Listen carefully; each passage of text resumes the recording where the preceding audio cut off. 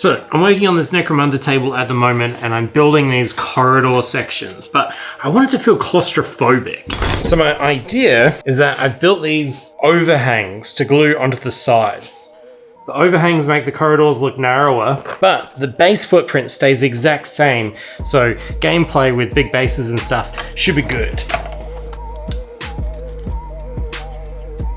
You know, when I was at school, I was always taught to apply glues and fillers with your finger, but I think it was honestly because I didn't want us to waste paintbrushes. The gap filler is doing a lot of work here. It's a glue, it's a filler, it's a texture. It's kind of the ultimate tool to tie everything together. I'm doing all the color and weathering for this table using oil paints. That's a nice finish, huh? Super alien looking. I think these tiles are really calling for like a bridge that connect them. I think I'm gonna do that digitally, so my hands can be busy doing something else while that's printing.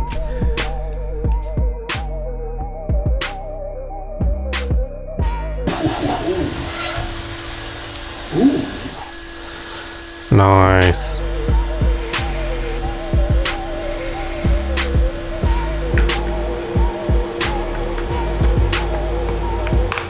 So we're going to paint all these tiles now, and the way I'm doing that is by putting a little bit of oil paint inside of a container, white spirits in the bottom of them. And the technique is that you can dip your brush in the paint itself, then put it directly on the tile, and then dip into the spirits. But the strong pigment is always accessible on the side.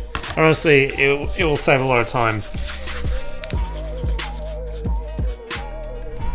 Oils are incredibly easy and quick to paint with because with just one coat and some scrubbing and some white spirits, you end up with a wide degree of different textures and blends and tonal variations. And the color is super rich too, and it's cheap. We're a bit late for the sausage sizzle, I think. We need gloves. We need some sort of mixing container. We need new brushes. We need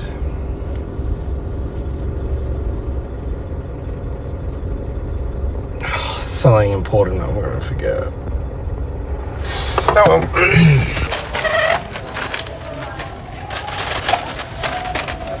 Trent's actually the #1 super glue buyer in our local Bunnings. Okay, white spirits. That was the thing I was forgetting.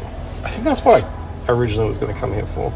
You want black gloves, so make you look cooler. But I don't know what size. What else did I say I needed?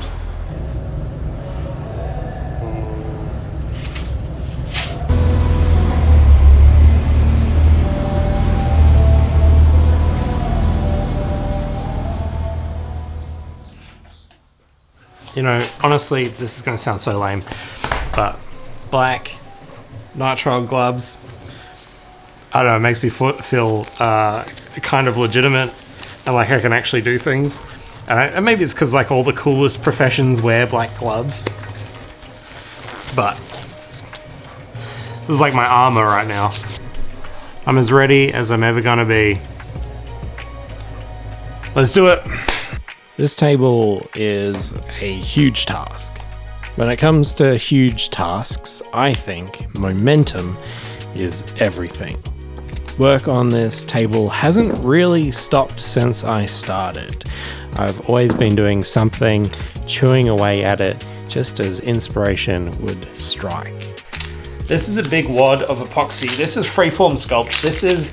I bought this a while ago and I've accidentally dropped it on my floor, so it's filled with dirt, so it's not great for sculpting with. But we're going to use it to thicken up all these edges.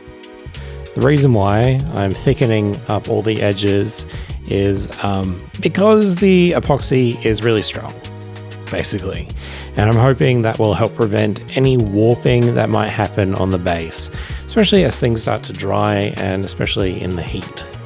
To add some texture to the bases, I'm using gap filler and a nice earthy coloured paint. This was very watered down because I was worried too much would cause too much shrinking, because more material means more like grabbiness, I guess. That's the logic in my head. Nice.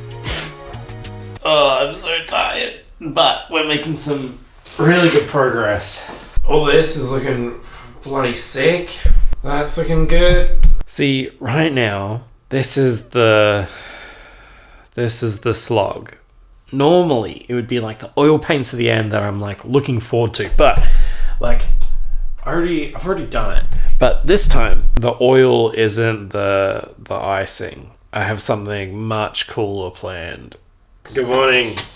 I gotta.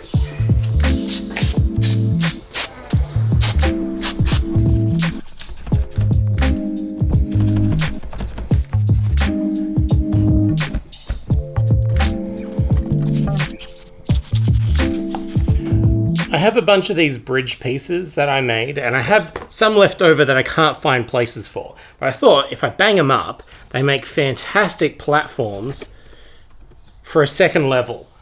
I want to add another bridge, but I also want this to be broken. Right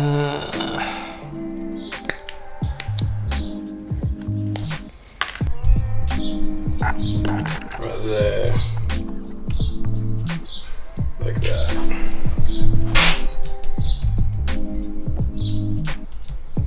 It kind of looks like something.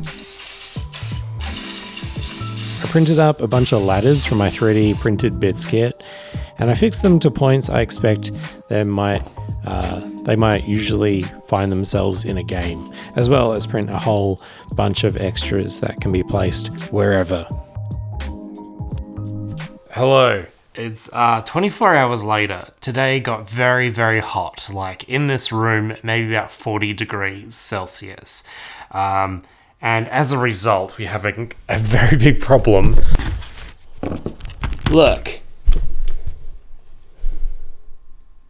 See this? Oh my god.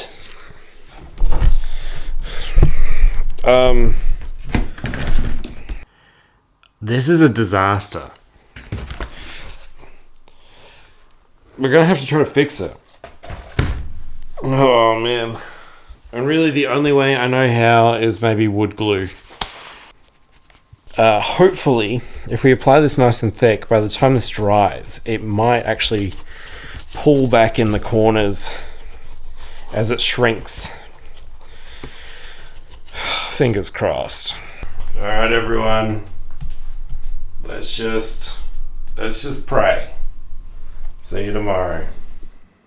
Okay, well, the glue helped a little bit, but only a little bit. Thankfully, this is the part of the project where I get to douse everything in a thick resin anyway. The idea for this board is it's going to be wet and slimy like a piper's burst, or it's alien mucus, or like sewerage, whatever. It's going to be slippery and slimy and wet and gross.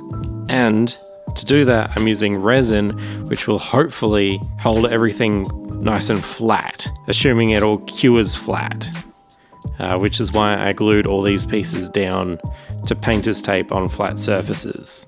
The resin I'm using is encapsulating resin. It's like a thick brush-on resin that will also make all the plaster really tough. Like, this is going to be a great surface to play on, for sure. Well over 18 hours later. Oh yeah. Yeah. Okay. We are so cooking, dude.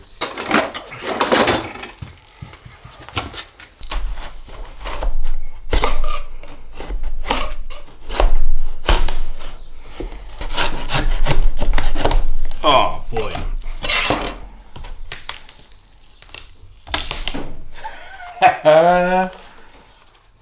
Look at that, mate. Look at that. Oh. The shine, the gloss. You gotta be happy with that, right? Now this stuff is really, really, really shiny, and the shininess is flat, like still water. But I think some variation in texture would be nice.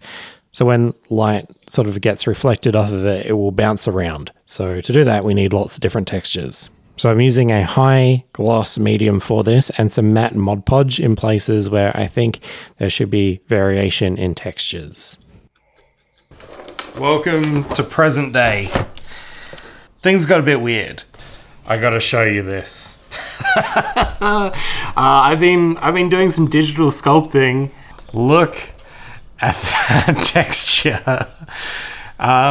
Yeah, actually, things got very weird.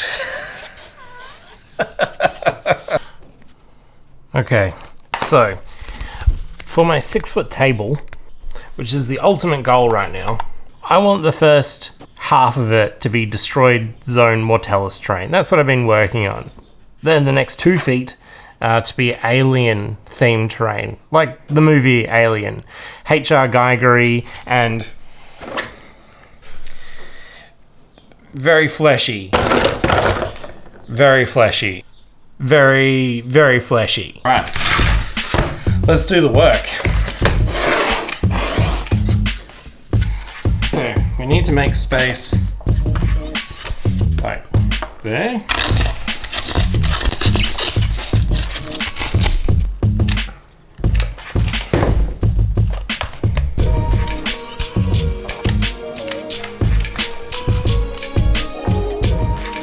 Last one.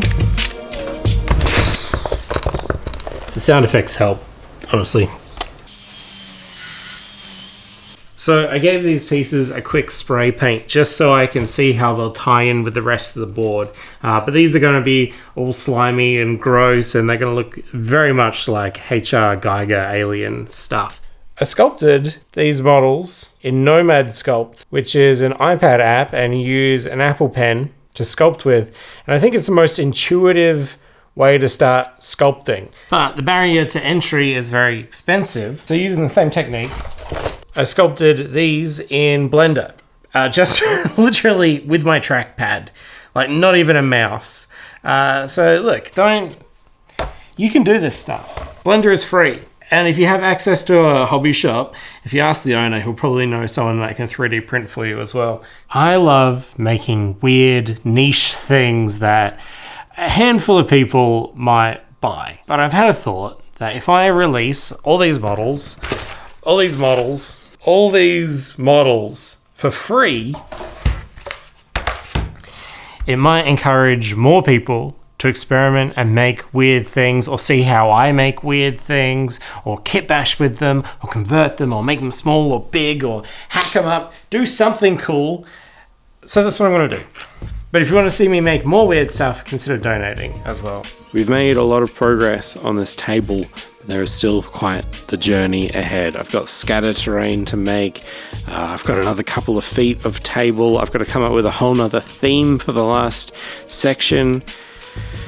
But let me tell you, this has been such a fun journey, and such an opportunity to learn so many new skills and try things and experiment, and I think we're hitting all the goals so far. So much to do. See you next episode.